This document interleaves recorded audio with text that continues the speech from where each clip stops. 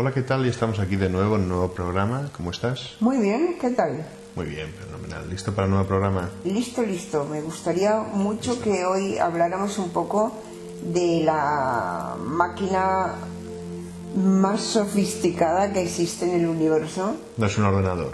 ¿Qué crees tú que puede ser? Un ordenador cuántico. Un ordenador ya súper sofisticado, pues más aún. Más aún. Más aún. No me más... asustes. Me estoy refiriendo a nuestro propio cerebro. Ah, sí, muy bueno.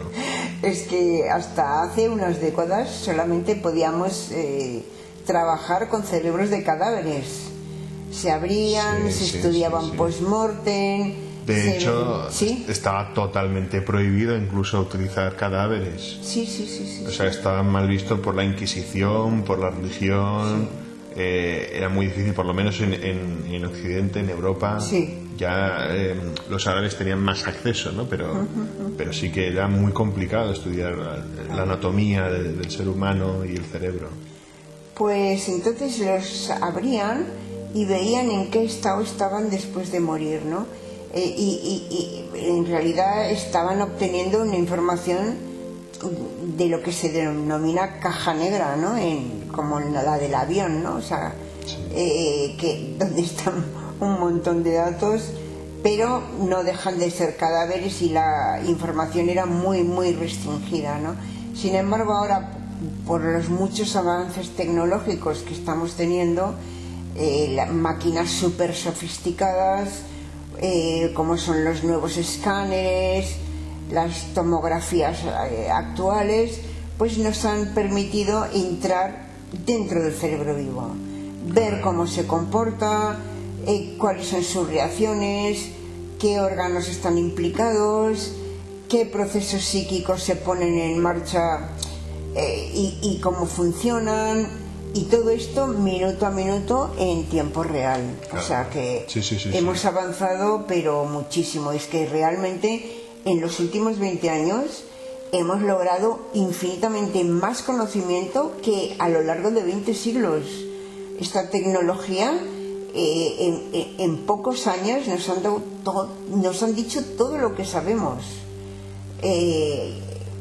Y todo esto ha sido también gracias a que muchos gobiernos, sobre todo de los países más desarrollados, claro, pues han destinado una parte de su presupuesto a la investigación, ¿no? Y el 80% de todas estas investigaciones subvencionadas, de alguna manera u otra, están relacionadas con el cerebro, ¿no?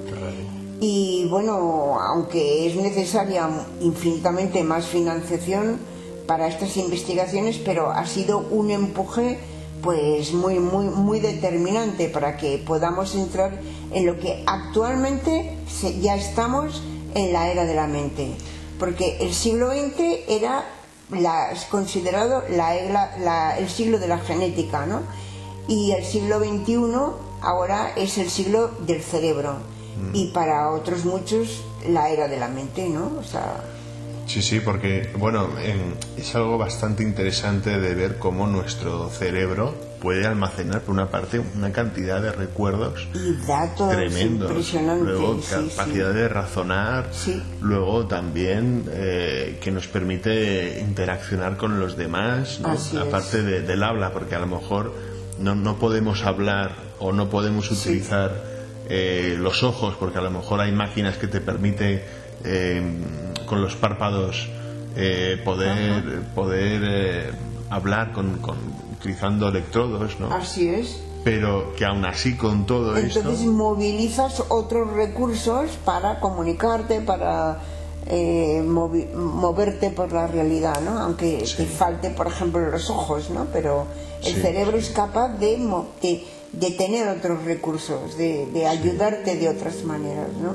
Y bueno, la verdad es que tenemos unas tecnologías ahora bastante buenas que se van perfeccionando día a día, ¿no? Como por ejemplo la estimulación transcraneal, o por ejemplo la tomografía por emisión de positrones, que consiste en que tú tomas un líquido, que son isótopos radiactivos, que tienen colores, ¿no? Entonces van por flujo sanguíneo Sí, sí. Y entonces, por ejemplo, tú estimulas un área cerebral concreta, por ejemplo, que con una música tú estás haciendo que la persona esté triste, ¿no?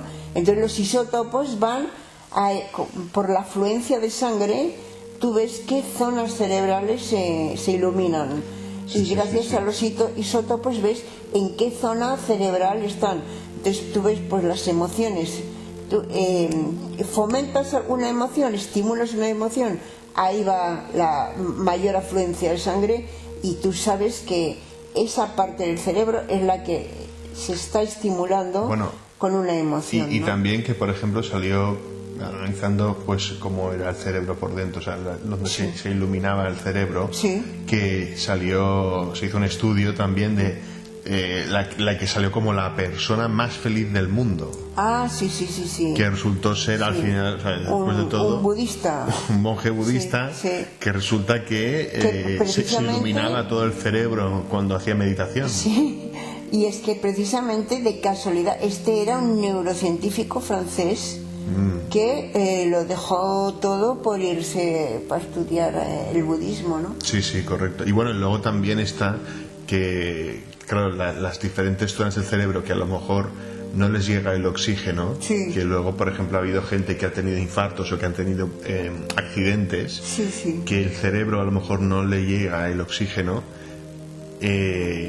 cambios totalmente de trastornos de personalidad. Totalmente, sí. Entonces, que es curioso como a lo mejor depravando de oxígeno a una zona del cerebro o poniéndole más oxígeno a una zona del cerebro, te cambia totalmente la personalidad. Totalmente. De hecho, nosotros tenemos un familiar que tuvo un accidente de parapente muy, muy grave. Se dio un golpe en la cabeza desastroso y su personalidad cambió, se volvió... Antes era una persona flexible y razonable y se volvió muchísimo más agresivo en el trato. En fin, entonces, bueno, pues ahora ahí la verdad es que estas máquinas como la resonancia magnética nuclear, la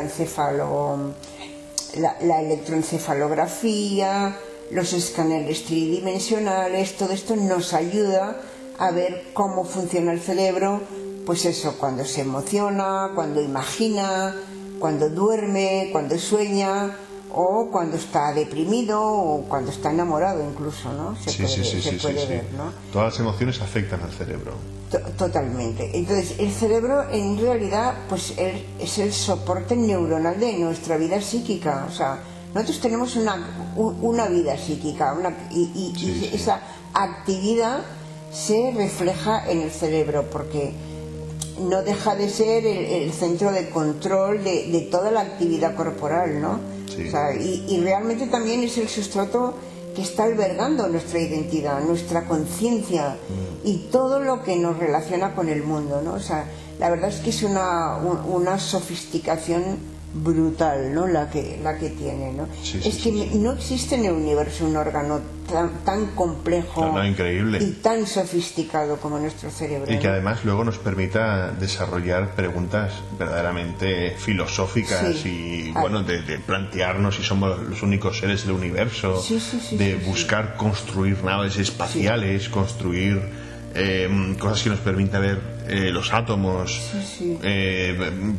poder hacer máquinas que nos permita volar, submarinos, trenes de alta velocidad. O sea, es increíble el ingenio humano, cómo surge todo del cerebro. Porque fíjate, es que es una supercomputadora biológica total, vamos, porque además fíjate, funciona con una potencia de únicamente 12 vatios, mientras que las computadoras más sofisticadas que ha creado el hombre necesitan miles de vatios para poder funcionar, ¿no? Bueno, hasta ahora la verdad es que el hombre no ha conseguido construir artificialmente una réplica semejante al cerebro.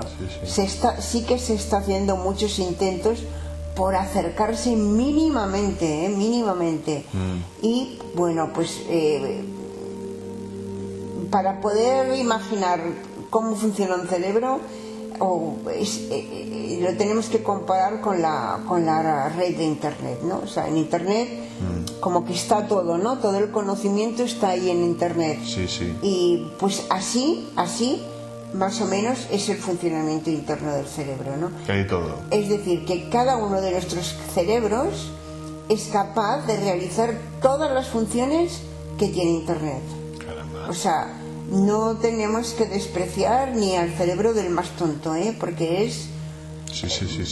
Bueno, sí. tiene millones de conexiones y vías nerviosas, está constantemente recogiendo información del estado interno de nuestro organismo, maneja unos 400.000 millones de bytes por segundo, es decir, que tiene un procesamiento de miles de datos, como por ejemplo pues es la temperatura interna, externa, los niveles de glucosa, los niveles de sodio y potasio, en fin, una maravilla. Vamos a dejarlo aquí si te parece y seguimos en el próximo programa. Muy bien, hasta la próxima, gracias. Hasta la próxima. Chao. Si te ha gustado el programa, suscríbete y dale a like. Y no te olvides darle a la campanita para no perderte ningún episodio. Nos vemos en el próximo programa. Chao.